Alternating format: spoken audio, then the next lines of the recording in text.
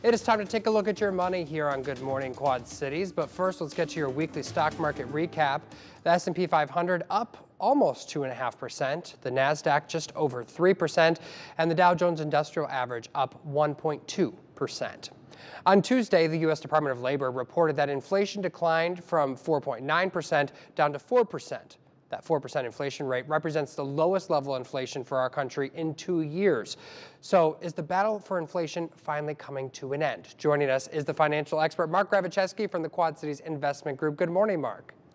Morning to you, David. Great to see you again. Little bit of a caveat, starting to get one of those summer cold flus a little bit. So if my voice sounds a little bit froggy, please hang in there and bear with me. That's all right. We have our tissues here at the desk too, because we're kind of going through something as well. So what are your overall thoughts on this latest inflation data from the Department of Labor? Yeah, well, seeing this gradual decline in inflation over the past 11, 12 months is certainly good news. But when you dive into those metrics a little bit more, I still think there's a number of cautionary flags. Two of the identifying hallmarks of this current inflationary cycle are: one, it's extremely expansive. In other words, very few goods and services have been spared from these rising prices. And the other one is the area of consumer goods and services that have been hit the hardest have been those everyday basic necessities.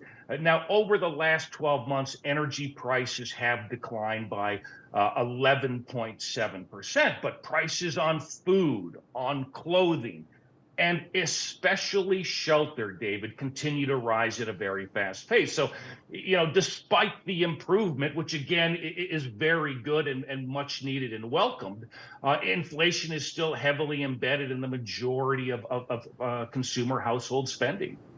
And inflation declined from its peak of 8.9% to a 2-year low of 4%. Do you think that we're finally nearing the end of this inflationary cycle?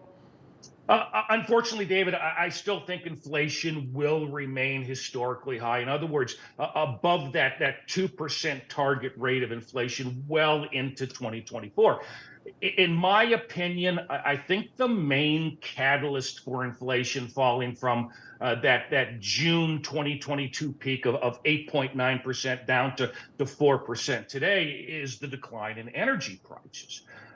If you remember last summer, gasoline, diesel fuel, natural gas were all at or near all-time record highs. Now, fortunately, they have since come down. But if you were to remove energy prices from this inflation calculation, inflation would immediately jump from the 4% up to 5.5%, and this means we're still seeing that broad-based inflation outside of energy prices, and because inflation is still so rampant outside of energy prices, again, I think it's going to be well into 2024 before inflation gets back to that 2% target rate of inflation that we ultimately want to return to. All right, so close yet so far away. The Yeah. U.S. Federal Reserve says that we should expect 2 more quarter point interest rate hikes by the end of the year. So what are your thoughts on that announcement?